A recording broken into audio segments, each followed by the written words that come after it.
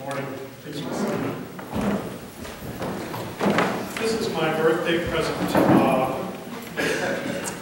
He told me Wednesday, oh, I've got so much stuff going on I'd like you to preach. And then I got these readings. Which if you remember 2 weeks ago, I got, so here's the deal. Job is in the middle of this big, huge difficulty. And if you know a little bit about Job, he was a person that had a lot of power, and privilege, and status, and wealth in the community that he lived in. And kind of a perfect storm happened, and there was a big windstorm, much like yesterday. Knocked the pillars out from underneath his house, killed all of his kids, the sheep ran off with the goats, the cows ran off with the chickens. Nobody wanted to talk to him anymore. It was a bad situation for him. And he ended up sitting on the garbage dump of the city. And he's asking God questions. Where are you? How come this happened? What's going on? And God answered his questions, kind of, by, of course, asking the question, Job, who are you to ask me what you're asking? Were you there when I put the planets in their orbits? Were you there when I set the sky and the stars up? Where were you when I knew you in your mother's womb?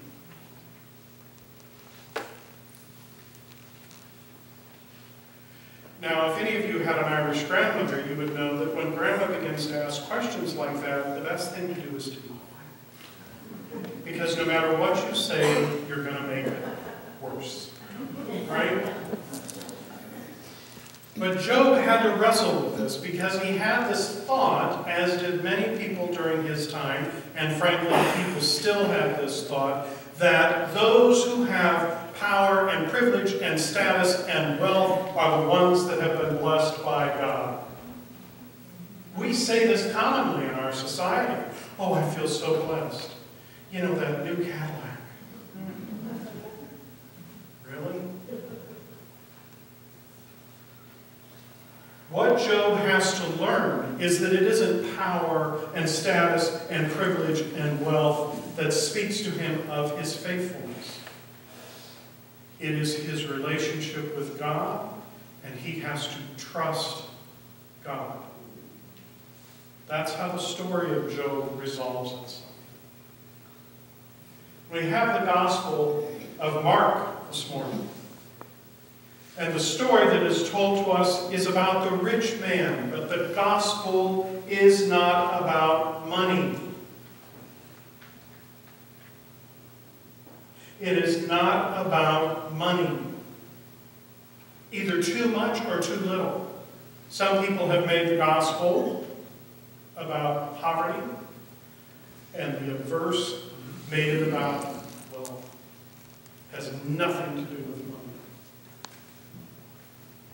What happens is that there is a young man or a rich man, some Gospels are young, some Gospels are rich, who is faithful to the set of rules that he understands. Again, remember, he is following the tradition that he's in, so there's a lot of law for him to follow. And he still is under the impression, false as it is, that because he is wealthy, he has been blessed, is favored by God. And he encounters Jesus. And Jesus looks at him and says, you know, I know that you follow the commandments, but there's one thing you lack. Here it is. Jesus loved him. That's what the gospel is about. Jesus offered to this person his love. The message of the gospel is for all of us. to understand that no matter what is in our lives, there is nothing more important to us than the love of God. What happened is not about riches. What happened is that the young man or the rich man did not return the love of Jesus. That's the gospel. It's about Jesus offering to us the way we are, where we are. I don't care. It doesn't make any difference. Whether we're lost or found, following rules, not following rules, doing this, doing that, it doesn't make any difference. Jesus looked at that man and loved him, gave his love at the point. The guy was off the mark. He was confused. He had a different set of perspectives. He was like Job sitting on the garbage dump. He had to find a different way. That's what Jesus is saying. The way is in my love to you.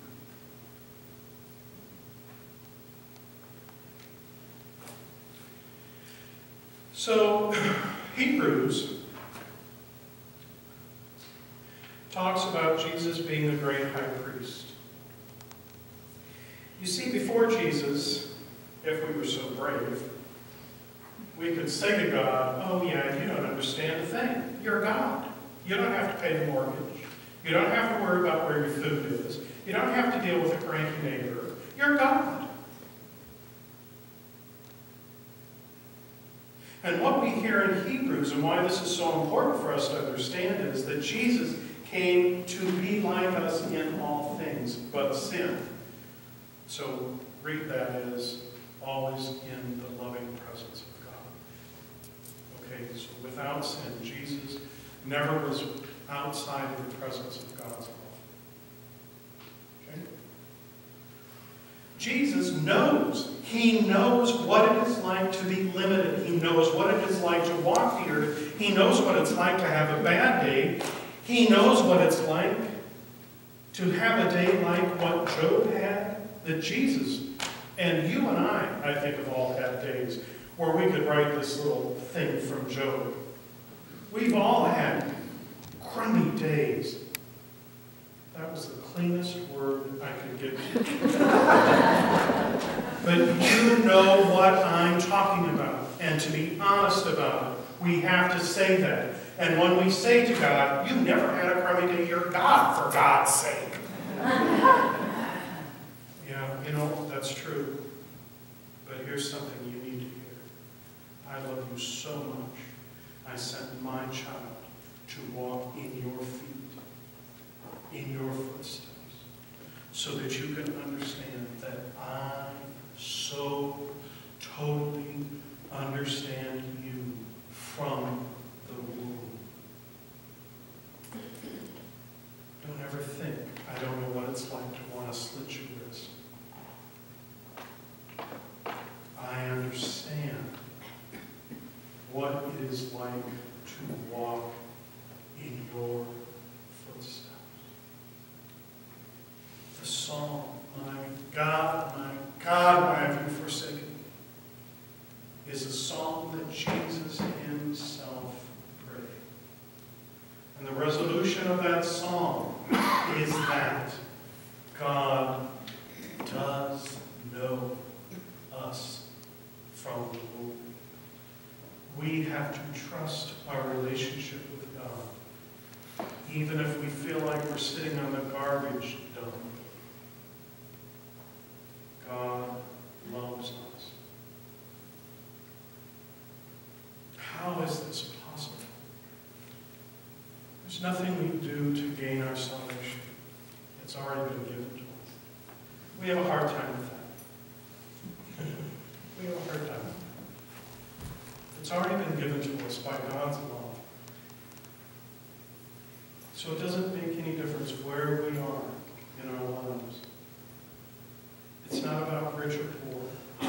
It's not about privilege or power. It's not about anything. Do I come to church? Do I not come to church? Do I do this? Do I do that? It's what Jesus does. He sees us where we are. And he loves us.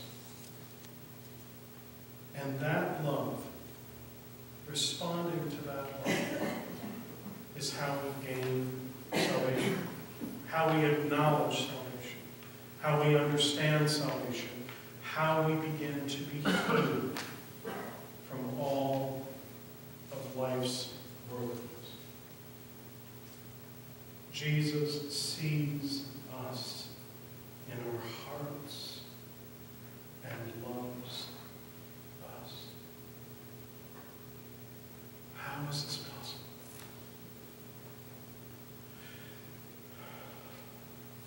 Jesus tells us that answer to it. Peter obviously does not get it yet once again. He is the biggest dummy. Well, yeah, we covered everything. What about us? Oh, Peter, someday.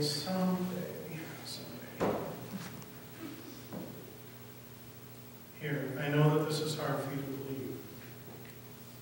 I know that it's hard for you to believe that God loves you so deeply. That God can turn your life around, transform you, bring you to the fullness of who you are as a person, give you what you need, your daily bread, to sustain and thrive in life. I know you find that hard to believe,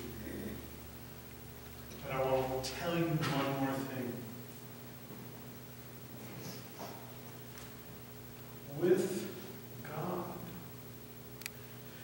the one that set the stars in the sky and the planets in their course, and has done all of these glorious, unbelievable, powerful, wonderful, magnificent things, please understand that your Father, the God of all, everything is possible. Because God loves you.